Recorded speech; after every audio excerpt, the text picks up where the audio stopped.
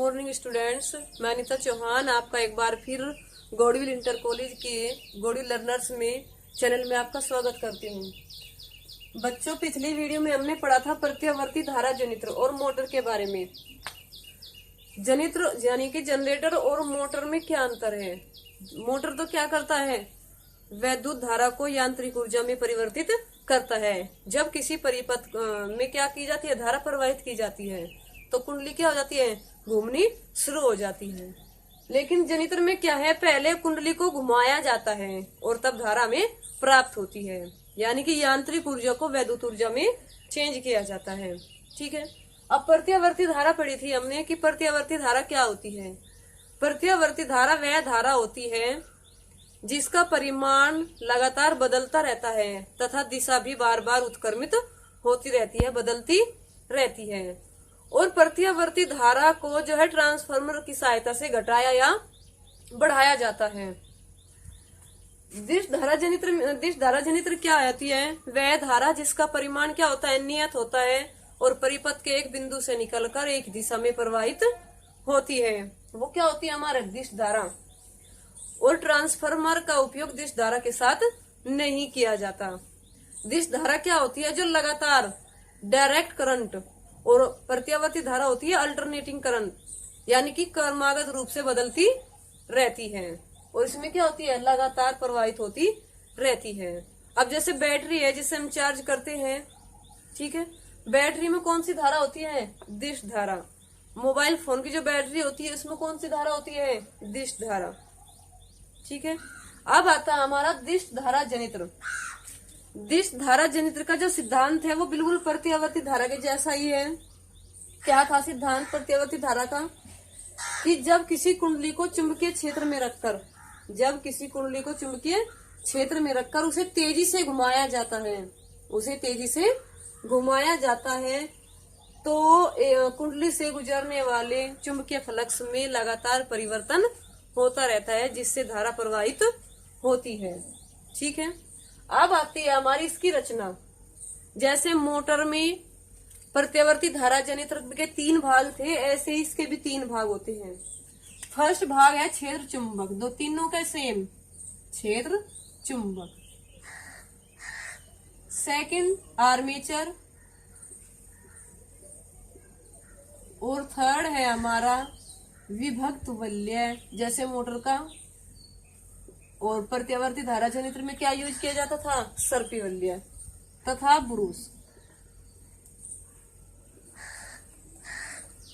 क्षेत्र चुंबक क्या होता है, एक शक्तिशाली चुंबक होता है जिसके 2 ध्रुवखंड N और S होते हैं, और इससे उत्पन्न बल रेखाओं की दिशा N से S की ओर होती है, नॉर्थ पोल से साउथ पोल की ओर। अब आता है हमारा आर्मेचर। आर्मेचर में क्या है, तांबे की एक आयताकार कुंडली ABCD होती है, जो 2 ध्रुवखंडों के बीच घूमने के लिए स्वतंत्र होती है, जिसमें तार के कई फेरे होते हैं। अब आता है विभक्त वलय। विभक्त वलय में क्या होता है, एक पीतल का छल्ला होता है जो 2 बराबर भागों में बटा होता है। मान लिया छल्ला है पीतल का, और इसे क्या कर दिया, 2 बराबर भागों में बांट दिया। एक सिरा ये, एक भाग ये और दूसरा भाग ये।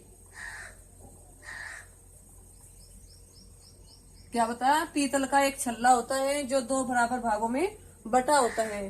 कुंडली का एक सिरा एक भाग से और कुंडली का दूसरा सिरा दूसरे भाग से जुड़ा होता है। अब इन विभक्त वलय का संबंध बुर्सों से होता है, जिनके नाम दिए गए हैं X और Y, और बुर्स को जो है बाह्य परिपथ से जोड़ दिया जाता है। प्रत्येक आधे चक्कर के बाद विभक्त वलय के भाग आपस में बुर्सों को बदल लेते हैं। जैसे पहले आधे चक्कर में ये विभक्त वलय इसके साथ, यानी कि ये बुरुस इस विभक्त वलय के साथ, और दूसरे आधे चक्कर में ये बुरुस दूसरे विभक्त वलय के भाग के साथ। पहले आधे चक्कर में ये बुरुस इसे स्पर्श करेगा और अगले आधे चक्कर में ये बुरुस दूसरे भाग को स्पर्श करेगा। जिस तरीके से धारा प्रवाहित होती रहती है। ठीक है। अब आती है इसकी कार्यविधि। कार्यविधि में क्या है, जब कुंडली को चुंबकीय क्षेत्र में रखकर तेजी से घुमाया जाता है या शक्तिशाली चुंबक के बीच रखकर तेजी से घुमाया जाता है, तो क्या होती है, एक विद्युत वाहक बल उत्पन्न होता है। जब कुंडली को चुंबकीय क्षेत्र में रखकर तेजी से घुमाया जाएगा तो उसके चुंबकीय फ्लक्स में लगातार परिवर्तन होगा, और चुंबकीय फ्लक्स में लगातार परिवर्तन होने के कारण एक विद्युत वाहक बल उत्पन्न होता है।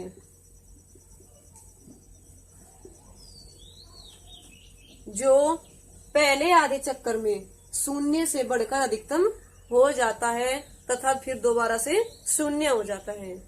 इसी प्रकार अगले आधे चक्कर में यानी कि विपरीत दिशा में शून्य से बढ़कर क्या हो जाता है, अधिकतम हो जाता है और फिर पुनः शून्य हो जाता है।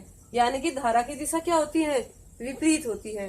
लेकिन जो विभक्त वलय के भाग हैं वो पुरुष को क्या कर देते हैं, आपस में चेंज कर लेते हैं, जिस कारण धारा की दिशा क्या रहती है, एक ही रहती है। इस तरीके से ना होकर क्या रहती है, इस तरीके से रहती है, यानी कि एक ही दिशा में प्रवाहित होती है। तो हमारी जो इस फिगर में जो धारा की दिशा है वह होगी एक्स से वाई की ओर। अब अगला टॉपिक है हमारा कि जो स्विच है वो गर्म तार में ही क्यों लगाए जाते हैं। गर्म तार जो है उच्च वोल्टेज पर होता है और ठंडा तार निम्न वोल्टेज पर होता है। गर्म तार उच्च वोल्टेज और ठंडा तार निम्न वोल्टेज। आपने बैटरी में भी देखा होगा, जो गर्म तार होता है उसमें गर्म सर्किल रहता है एक खुंटी पर टर्मिनल पे, और एक पर कैसी रहती है, हरी। तो ये तो होगा हमारा उच्च वोल्टेज का और ये होगा हमारा निम्न वोल्टेज का। ठीक है, तो घरों की वायरिंग में प्रत्येक बल्ब और जो सॉकेट होता है वो स्विच से जुड़ा होता है।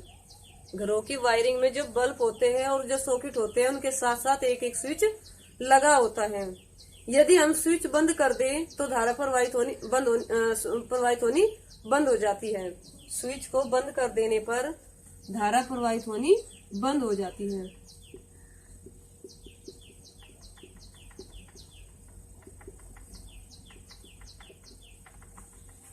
ठीक है, यदि हम स्विच ठंडे तार में लगा दें, यदि स्विच ठंडे तार में लगा दे और स्विच ऑफ कर दे, बंद कर दे, तो धारा प्रवाहित होनी तो बंद हो जाएगी, लेकिन जो उसका एक सिरा है, जो बल्ब है उसका जो एक टर्मिनल है, उसका जो एक सिरा है वो क्या रहता है, उच्च वोल्टेज पर बना रहता है। यदि व्यक्ति संयोगवश पृथ्वी के संपर्क में है और बल्ब के जो तार है उसको स्पर्श कर ले या सॉकेट के तार को स्पर्श कर ले तो हमारा परिपथ क्या हो जाता है, पूरा हो जाता है, जिससे व्यक्ति को झटका लगता है।